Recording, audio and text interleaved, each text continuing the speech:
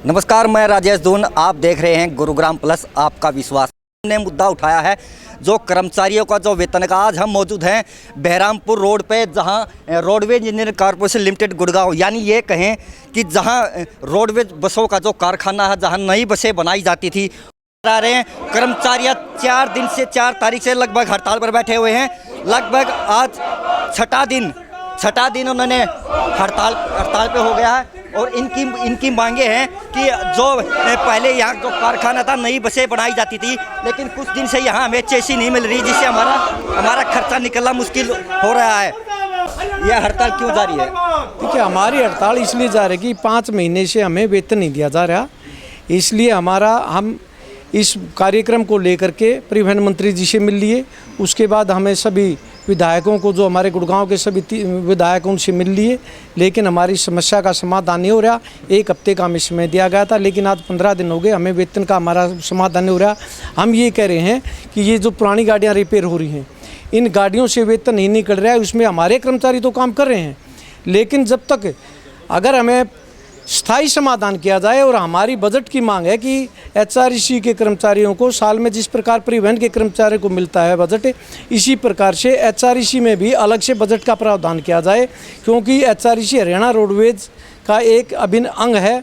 और 1987 के अंदर ये हमारी कॉरपोरेशन बनाई थी इन्होंने अलग, लेकिन लगा हमारे अंदर जो हरियाणा रोडवेज इंजीनियर कॉरपोरेशन के अंदर हरियाणा रोडवेज के कर्मचारियों के जो नियम शर्तें हैं, 87 की जो पहली बीओडी मीटिंग हुई थी 27/11/87 को बनाई थी, लेकिन 28/4/88 को पहली बीओडी मीटिंग हुई थी परिवहन मंत्री धर्मवीर जी की अध्यक्षता में। और उस बीओडी मीटिंग में ये फैसला लिया गया था कि जो परिवहन के कर्मचारियों पर नियम और शर्तें होंगे वो ही इन कर्मचारियों के ऊपर होंगे। लेकिन यहाँ पर हरियाणा रोडवेज के नियम और शर्तों के अनुसार हमें सभी सुविधाएँ दी गई। 2013 के अंदर यहाँ पर एचआरटीसी के अलग नियम और शर्तें बनाई गई हैं, जबकि हमारा ये मानना है कि जब डेट ऑफ ज्वाइनिंग से में जो नियम और शर्तें होते हैं वही कर्मचारी के ऊपर लागू होती हैं। 2013 के अंदर जो नियम शर्तें निगम के अलग से बनाई है वो हमारे ऊपर थोपी जा रही हैं, और उसके बाद हमारे बहुत सभी सुविधाओं में कटौती की जा रही है। जो हमारे रिटायर साथी हैं उनको जो हमारी मेडिकल की सुविधा है जो पहले हमें मिलती थी, अब उनको ना तो रिटायरमेंट के बाद मेडिकल भत्ता मिलता है और ना ही उनको मेडिकल की कोई सुविधा दी जाती है।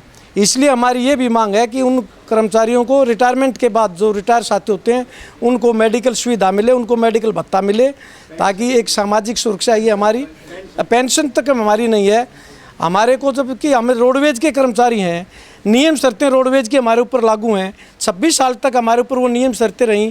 निगम की थोप करके कह रही है निगम है, इसमें कोई हमें पेंशन नहीं दे सकते। हम ये कह रहे हैं कि हमें रोडवेज का हिस्सा है, रोडवेज की गाड़ियाँ बनाए जाते हैं। हमारे आला अधिकारी हैं, जो हरियाणा रोडवेज के जो डीजी साहब हैं वो हमारे एमडी हैं, हरियाणा रोडवेज में एसी साहब हैं वो हमारे चेयरमैन हैं। हम ये कह रहे हैं जब वो वेतन ले रहे हैं, जबकि वो हमारे ये जिम्मेवारी जो एमडी और चेयरमैन की होनी चाहिए, वो वेतन ले रहे हैं, उनके कर्मचारी आज 6 महीने से वेतन नहीं है।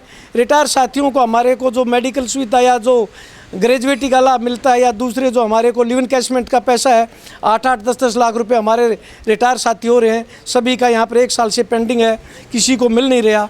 हम ये कह रहे हैं इस प्रकार से जो सरकार का ये एक तानाशाह रवैया है, और वो निगम के बहाने से हमारे को इस संस्था को बंद करना चाह रही है।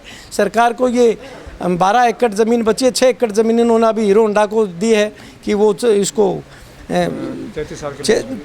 33 साल के पट्टे पर दे दिए उन्होंने। हम ये कह रहे हैं इस प्रकार से सरकार की जो नीयत और नीति जो है वो बिल्कुल गलत है, और वो अपने कर्मचारियों को हमें जो हमारा ये है कि हमारे को या तो रोडवेज में विलय किया जाए, या हमारा जो बजट है वो हमें बजट दिया जाए अलग से, ताकि हमारा तनख्वाह का ये स्थायी समाधान हो सके। हमारे पास पुरानी गाड़ियां बनते हैं, उनसे हमारा वेतन नहीं निकलता, तो उनमें काम ज़्यादा है और इनकम कम है, इसलिए हमारा ये घाटे का सौदा है, तनख्वाह नहीं निकल रही।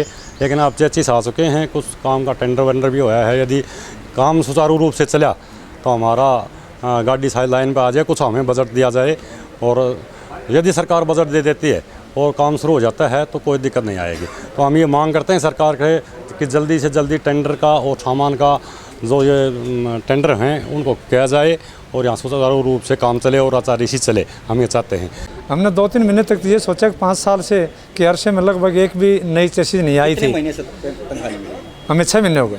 5 महीने हो गए और आज 9 तारीख को 6ठा महीना शुरू हो गया। 6 महीने तक वो आदमी कैसे काम चलाएगा अपने घर के? अगर सरकार आपकी मांगे नहीं मानती तो आपकी रणनीति क्या रहेगी? रणनीति कल हमारे शीर्ष नेता हमारे बीच में आएंगे, राज्य के प्रधान, और वो एक निर्णायक फैसला लेंगे। यदि सरकार ने फिर भी उसके बाद में समस्या का समाधान नहीं हुआ तो ये आचार्य या कर्मचारी तो अनिश्चितकालीन हड़ताल पर जा सकता है और रोडवेज में एक बड़ा फैसला लेने जा रही है। दोबारा बात करते हैं, क्या कुछ रणनीति रहेगी? देखिए, रणनीति ये हमारी, कल साथी आएंगे, हमारी बातचीत जो हो रही है, हम ये चाह रहे हैं कि हम कुछ हफ्ते का जो टाइम दे करके सरकार को, और 1 हफ्ते बाद हम पूरे प्रदेश के अंदर सभी डिपों पर 2 घंटे का प्रदर्शन करेंगे और उस प्रदर्शन के माध्यम सभी महाप्रबंधों के माध्यम से हम डीजी साहब को ज्ञापन देंगे।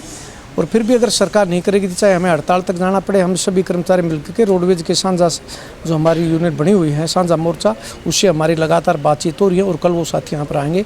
हम इस पर कोई भी डिसीजन, हम हड़ताल जैसा भी डिसीजन ले सकते हैं। तो हमने बात की, इन्होंने कहा कि 5 महीने से लगभग वेतन नहीं मिला। जहाँ कारखाने में नई बसों की चेसी जाती थी, हमें बॉडी बना के हमारे जो खर्चा था वो निकल जाता था। वो हमारी जो बैठक थी, उसमें मीटिंग हुई थी, मीटिंग में सारी शर्तें के अनुसार वो काम कर रहा था, लेकिन उसके बावजूद भी अब हमारी जो वेतन है वो रोक दिया गया, जिससे हमारे गुजर बसर के लाले पड़ रहे हैं। कैमरामैन विजय के साथ मैं राजेश धवन, गुरुग्राम प्लस।